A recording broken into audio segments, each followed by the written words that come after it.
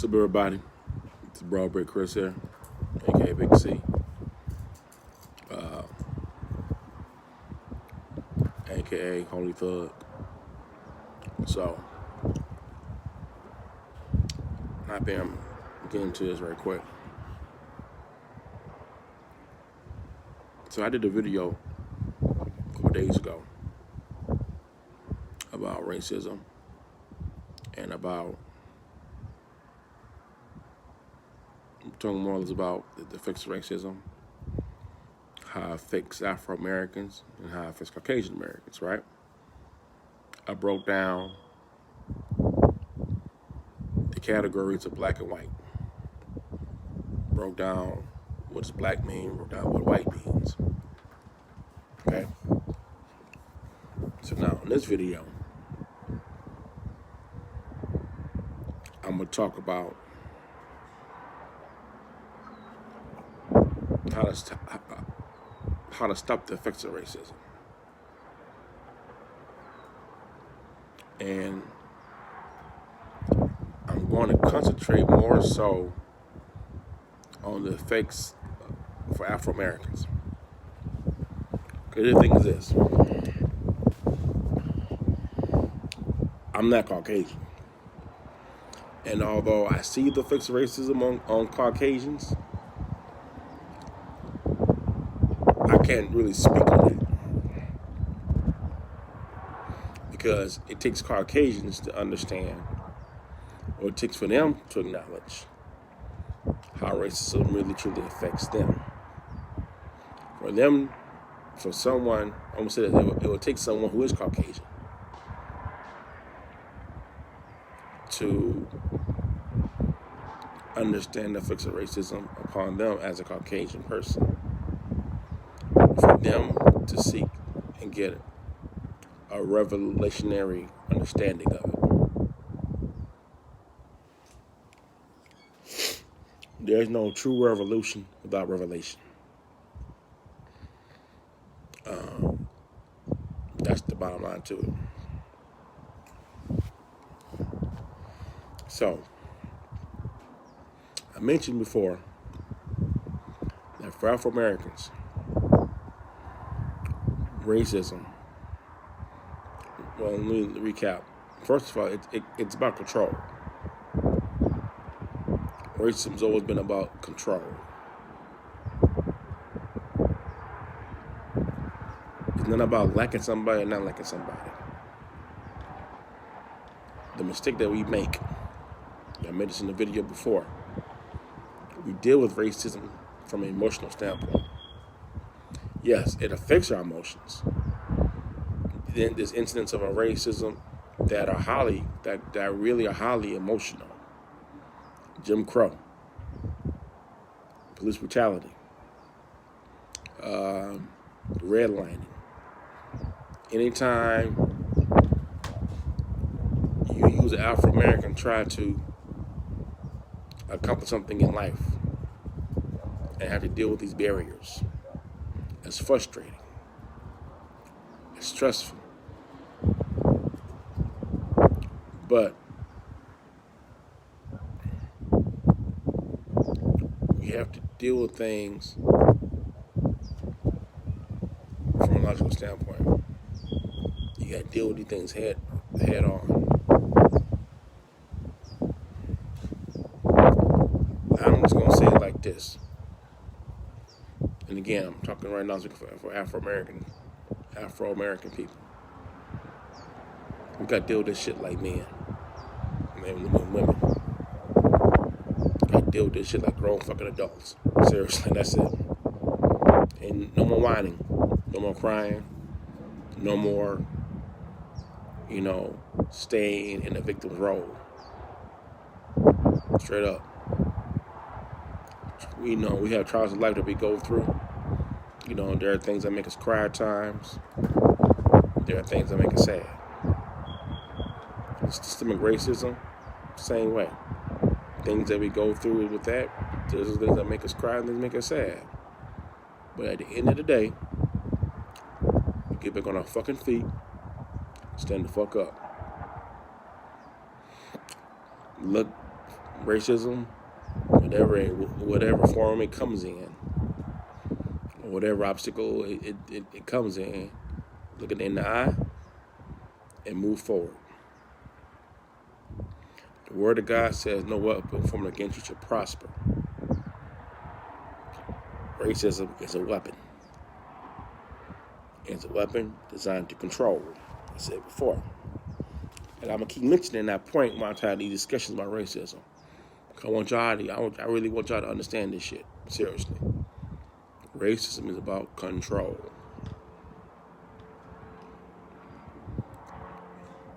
This weapon do not have to prosper against you if you do not want it to.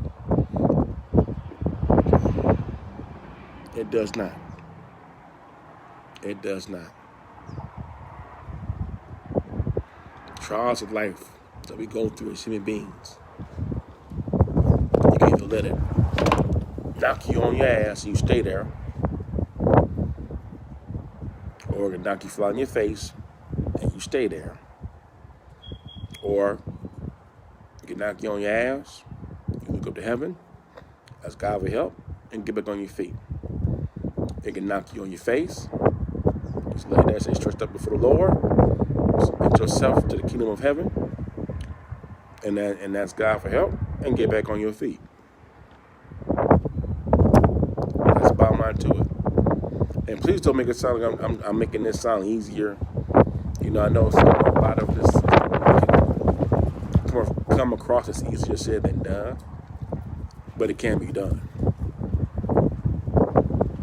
There's some work behind it, but it can be done.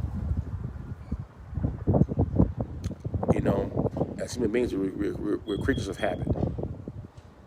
So the hardest thing is for us to do as human beings is to change our habits, change our behavior. Especially when it's something you've been raised to think for years and years, and when it's a concept that's been regenerated through our generations. I mean, that's what racism was purposed to do. Regenerate itself in generations in the psyche of us as human beings. So that being said, one of the things that we need to do, to stop the effects of racism upon us as Afro-Americans, I'm going to say, one, I won't try to put this in order of importance, but really they all are of equal importance. But I'm going to say the ones that might sound more logical in order to say. More common, but I should say, of use among us. First thing is stop calling yourself black. We are not black. I mean, really, for a second, just stop. Look at your skin. Look at your skin color. Really. Just observe your skin right now. It's beautiful. It's a beautiful shade of brown. And all of us have various colors, various hues of this beautiful shade of brown. Now look at your hair. Some of us have black hair. Some of us may have blonde hair. Some of us may have all different kind of colors of hair. But your natural color of your hair, for some may be black, for some may be blonde, like my grandson. Some may be red, like a couple of cousins I have. You're not black.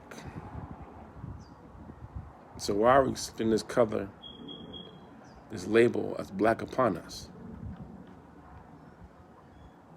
Because when it gave that label of being black, there was a purpose behind that label being called black.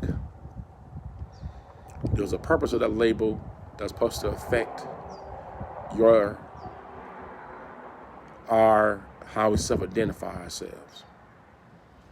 The purpose of that label was meant to in so many ways dehumanize you, make you feel less than, make you feel that you don't deserve, you're not worthy of, that you're not of value. It's supposed to put you in the mindset of being the victim. Because the thing about it is, whenever you've been victimized by a situation, you're either gonna be scared and stay a victim, or you're gonna fight back. Bottom line.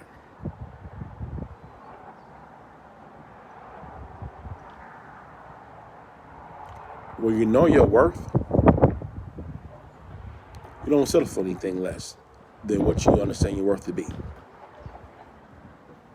When you know your worth, can nobody tell you shit about who you are? When you understand your value.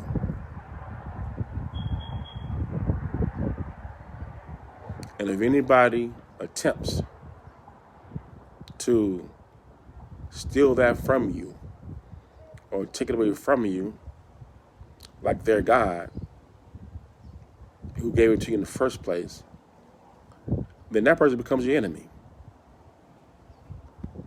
And you treat your enemy and you deal with them accordingly.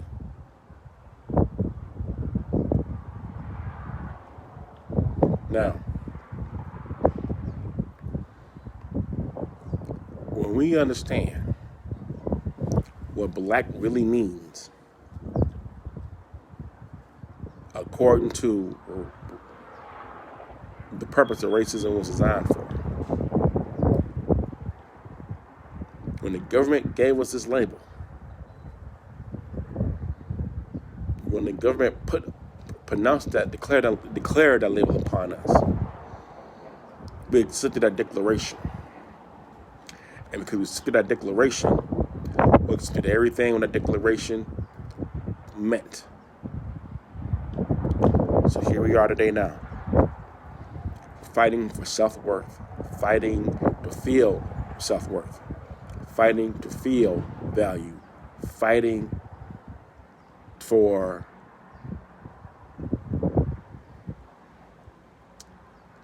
I will say this, fighting for rights that we already have. Thank you, Yahweh. We're steady fighting and begging for rights that we already have. Because we are in the victim mindset. Racism got us where it wants us. The government got us where they want us. Let me just put it out there like that. The government. And when I say government, I'm not saying that every individual in government is evil, but I'm saying there are people in our government who manipulate, who operate in witchcraft, who want power and control, and they do whatever the fuck they do to have to do to maintain it. And we believe them because, for the most part, we're supposed to trust our government. They're supposed to take care of us, but they don't. As a whole, they don't. You got some individuals fighting for us, as citizens, and some people are trying to make sure we have our rights ensured, yes. But there's people running this, and there's people who's been in these positions for years,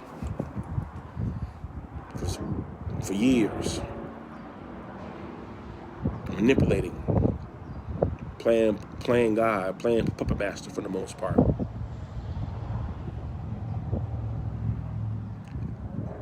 You can't do anything about them.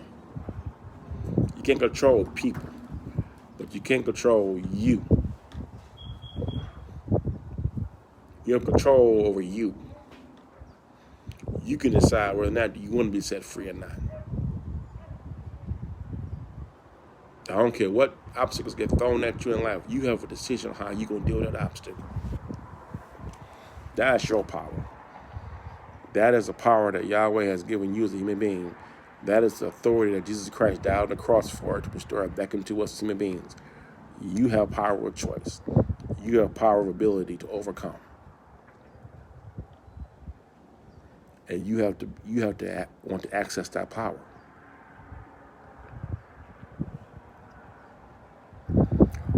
these Afro-Americans, we come from various diverse, very diverse people and nations. We come from people. We come from royalty. Some of us come from royalty. Some of us come from intellectuals. Some of us come from agricultural geniuses. Some of us come from military geniuses. Our people, our ancestry, is rooted in Africa. That was brought that those who came here as slaves. It's rich. It's rich in abundance of all kinds of skills and just blessings, as people. When they start calling us black, that was an attempt to rip that away from us. Thank you, Father God. Thank you, Jesus. Y'all excuse me. Thank you, Yahweh. Thank you, Jesus. Oh my God, thank you, Yahweh. We come from power.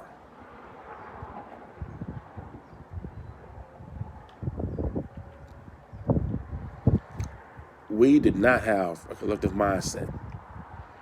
We do not come from a collective mindset. Let me say it like that. Whatever the tribe we come from did, that's what they do. If I'm from a tribe, let's say Bantu tribe, Shabazz tribe did something different. That's what they did. You know what I'm saying?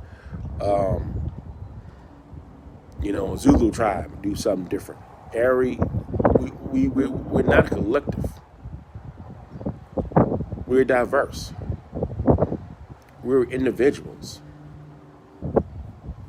So now here we are in America. Blessed as we are to be here in America, because we are. We are blessed to be here. But there's some trials that we have to endure because of greedy men, because of men who want to be in power. And I want to say this. I'm going to tell you this right now. Just because they were white, though, or Caucasian, does not mean that every Caucasian in the fucking world is accountable for what these men did. Yes, Caucasians have for an overall benefited from what racism has done, in the aspects that it put Caucasians in a light of value. And again, I'm gonna remind y'all too about this. That light of value is not really. It's not stable. Like I said, Caucasians got their own issues of racism that they got to deal with. And what the government did with Caucasians and racism is basically it was make them shut up. It was to separate them. It was to make them a collective. Just like they do try to make us a collective of calling us black. But this collective was told that they're going to be a little bit more valued. Do have a little bit more opportunities. And yeah, of course, us in the black side of the collective, we see that as a privilege. And really the bottom line is not a fucking privilege. I'm gonna be honest with you. It's an advancement, but it's not really a privilege. Because the bottom line is because it's control. They're being controlled by comfort, where we're being controlled by fear. And actually, they're controlled by fear because they're controlled by the fear of losing it to us, to those of us that are categorized as being black. So really, the whole thing, white privilege, is a big fucking lie. Seriously, it is. We don't see the lie because of where we're standing at and what we're going through. So of course we don't see we don't see the overall lie. But when you really think about, again, what racism is, you get the revelation about what racism truly is. You see the lie that most Caucasians are up under as being privileged. And I'll tell you like this. Some will tell you, they tried doing some shit and they got thrown in jail real quick. Especially the ones who are poor. The ones who are still poor. Because the bottom line is that this advancement of the melting pot, it didn't fall upon everybody. Some got it, some didn't.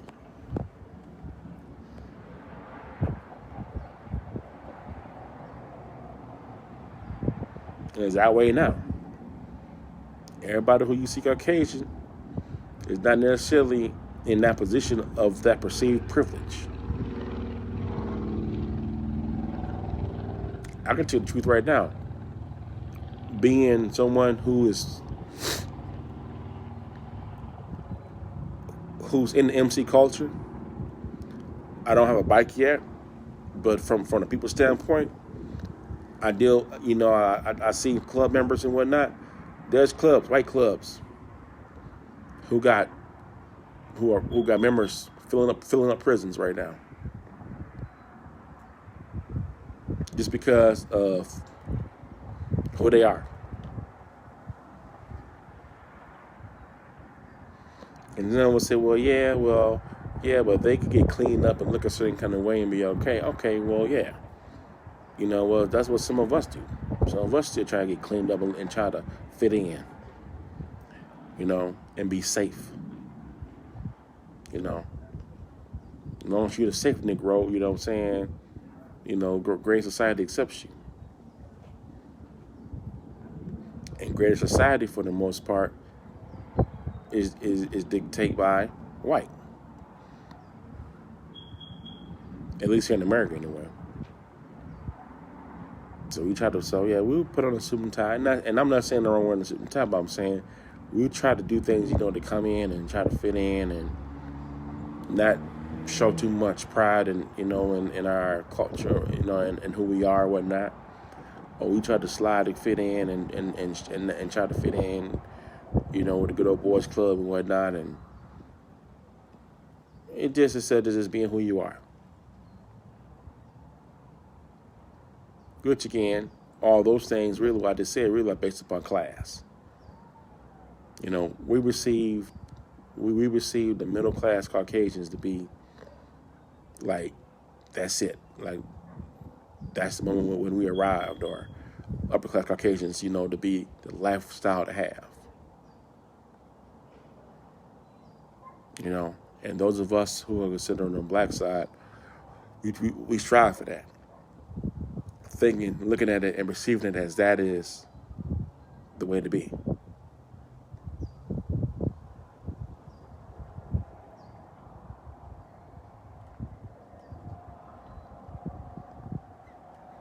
And then you got Caucasians, who are not part of those upper classes. But guess what? Most of them are considered, really, they get treated the way the black side get treated.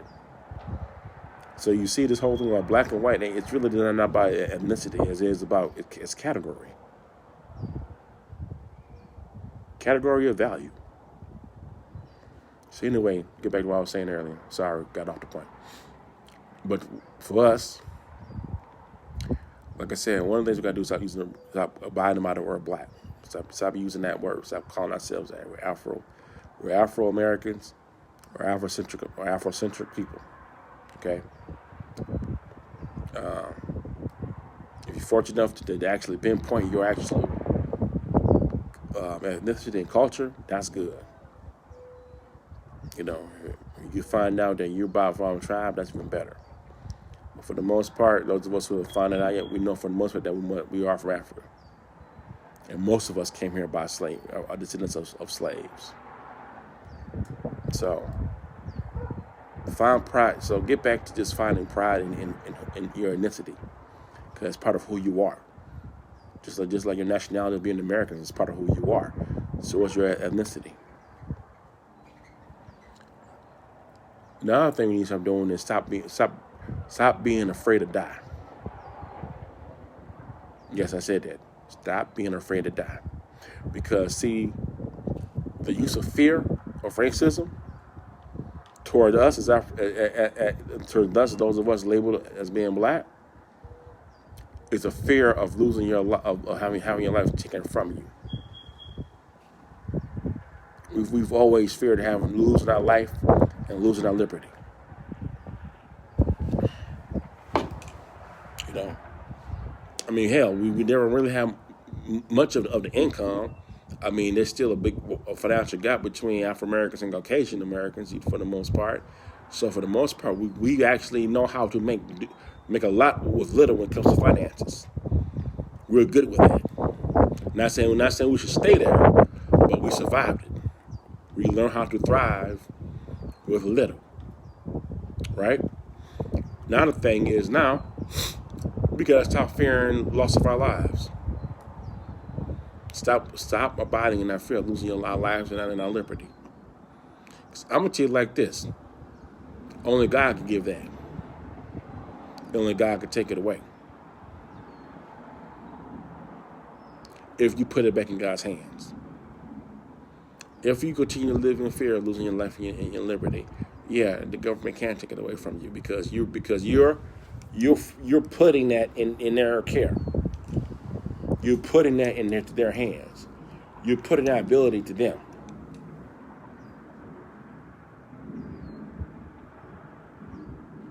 My life belongs to Yahweh. My life was brought by blood of Yeshua, aka Jesus. My life, I've made the decision, the choice to put my life, my spirit, my mind, my body into the hands of Abba Yahweh, God the Father, my Creator. That's who my life belongs to. That being said, no before against you should prosper. No man can take from me what God has given to me. Stop living under the fear of losing your life. Stop living under the fear of losing your liberty. I love being out here. I love being free. I tell you right now, if Yahweh saw fit for me, I had to go to jail right now. It's a reason why He allowed it to happen. And He will be with me, and He will watch over me and guide me to get through it. Yeah, sometimes Yahweh, He'll use His most beloved as examples to the world. See what He did to Jesus? Jesus didn't do anything. But He was about the kingdom. His life belonged to Him. Yeah, the Roman government the Roman government had declared Him a criminal, and He was sentenced to be on the cross. But God the Father allowed that to happen to fulfill the purpose. He allowed the hate of the government, and just like God uses the trials of life, He's using the trials of racism to better us as people. Again, not condoning it, but I'm just saying that the suffering that we go through the suffering that you go through can either be used or can just be done in vain. It could be something that's going to keep knocking you down, breaking you down, or you can put your life in God's hands to the point where He can use that to make you more resilient. Like I mentioned before, we know as Afro American people, most of us as Afro Americans, we know how to make little do with nothing when it comes to finances. If you're in a working class or poor class, you know how to make do with little. Regardless of your ethnicity. If you're in a working class or working poor class, you know how to make things pop with just a little bit. And that's been the case for majority of us as Afro Americans who are majority of us are in that class. We know how to make we know that.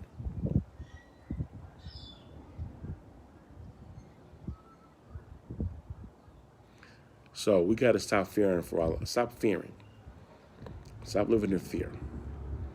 So operating up under, stop operating up under labels.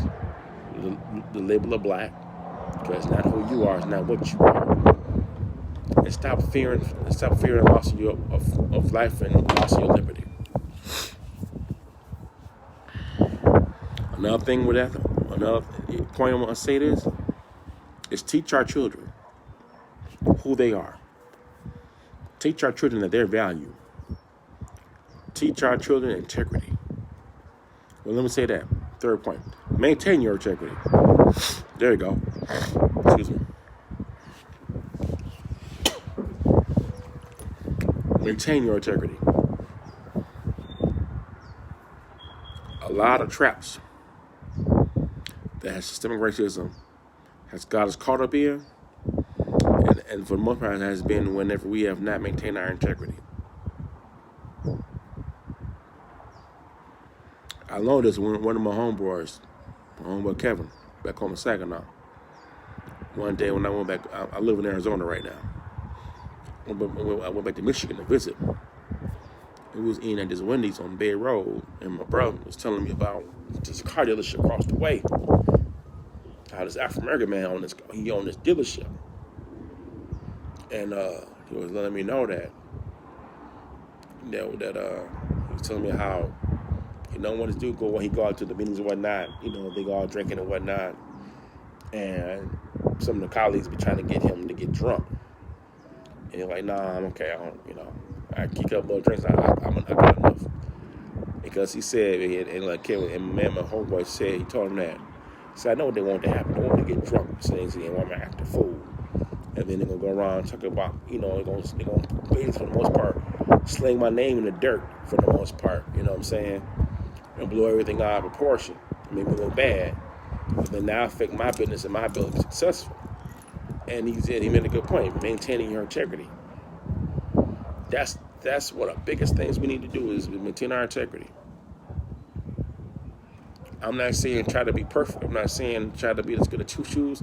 I'm not saying we're walking eggshells, but the bottom line is this: as a grown person, as a man, as a woman, you know right from wrong, okay? Damn it, choose right. That's it. Choose right. Choose right and focus on growing every day. Growing in self-control. Grow. Be a person, who don't act out of their emotions to do this stuff all the time. You know what I'm saying? Let your emotions be something that reflect how you feel, and not something that you live by. Maintain your integrity. Learn to be a better human being by watching your tongue, watching what you say to people, watching how you talk to people. Being respectable. With respect comes respect. You know what I'm saying? Respect begets respect. Teach our children this. Maintain their integrity. Like, I'm gonna tell you like this, like, I've been stopped by cops a lot of times, okay? I've been blessed. I have not been a victim of police brutality.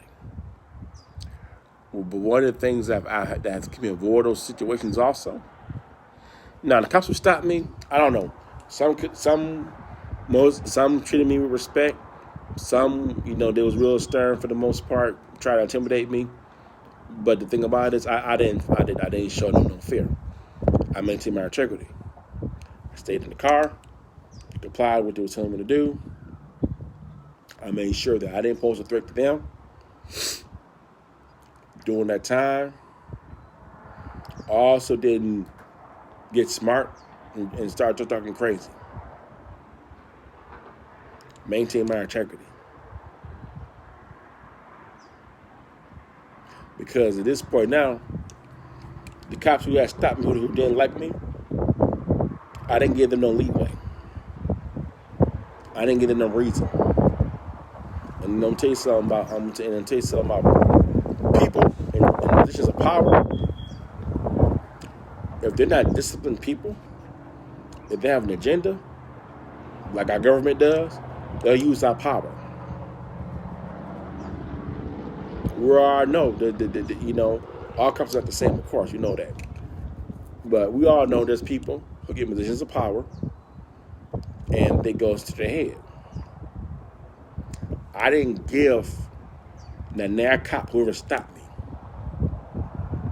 or pulled me over a reason, because I maintained my fucking integrity.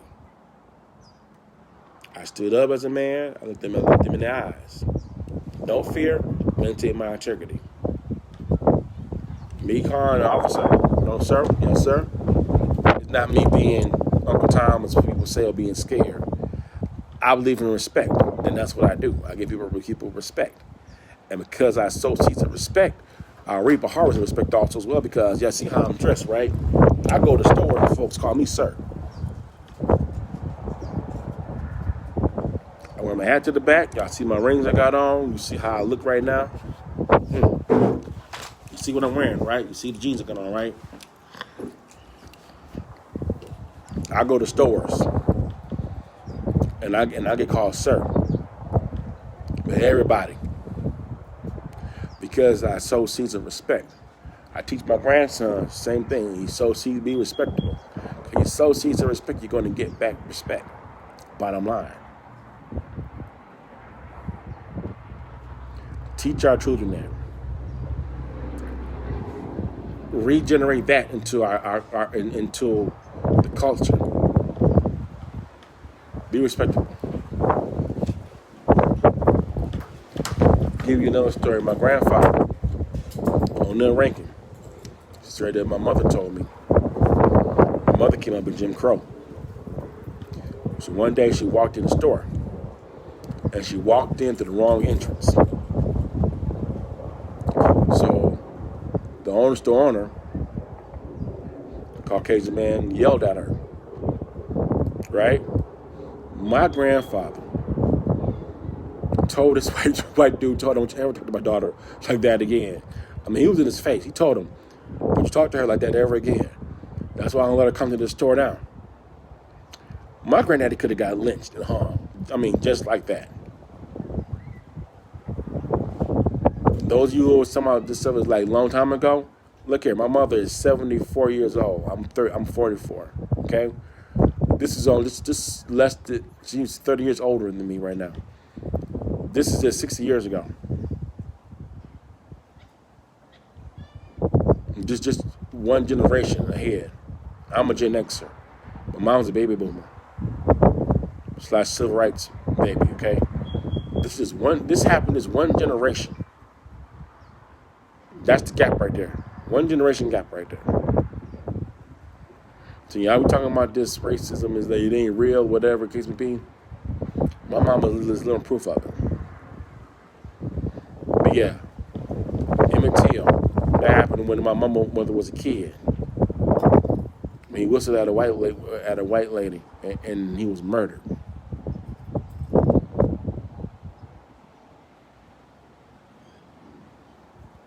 Maintain your integrity. Teach our children that. Another point I would say, what we go through right now, is teach. The only thing is teach. And not only teach but live.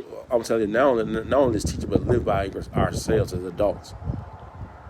Is use wisdom.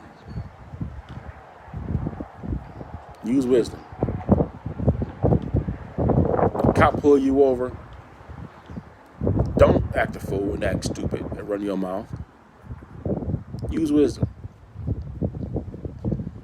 You know there's a possibility that cop that pull you over, he could be somebody, he could be a trigger happy cop.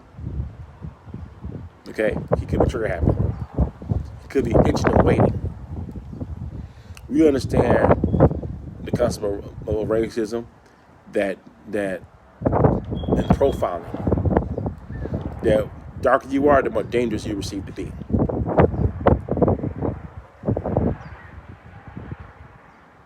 Use wisdom. Use wisdom. Be smart. Smartness is not being weak. Being smart don't mean you're soft. Because here's the thing is this. If you know who you are, right?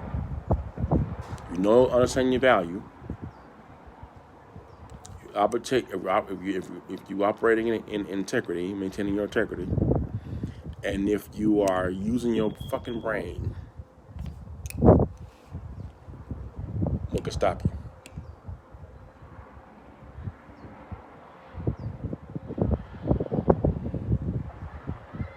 Yeah, you know they're looking for a reason. You know that. Why give it to them?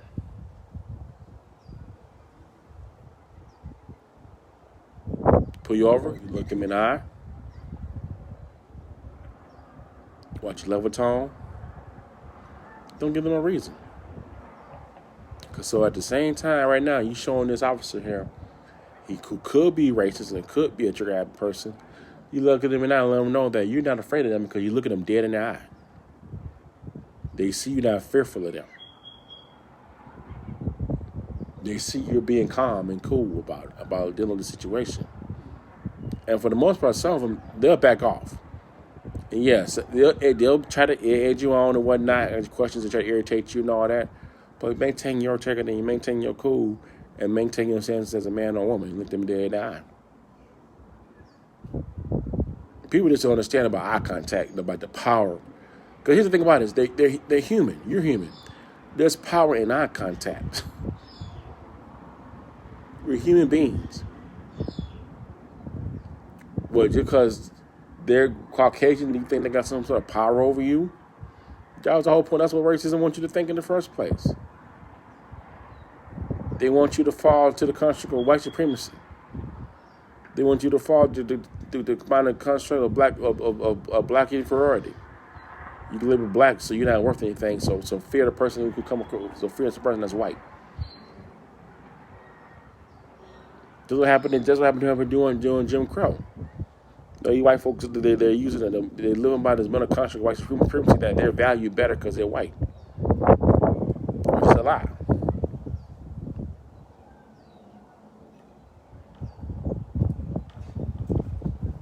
So the things I just shared with you, I'm saying these are solutions because we can't stop racism.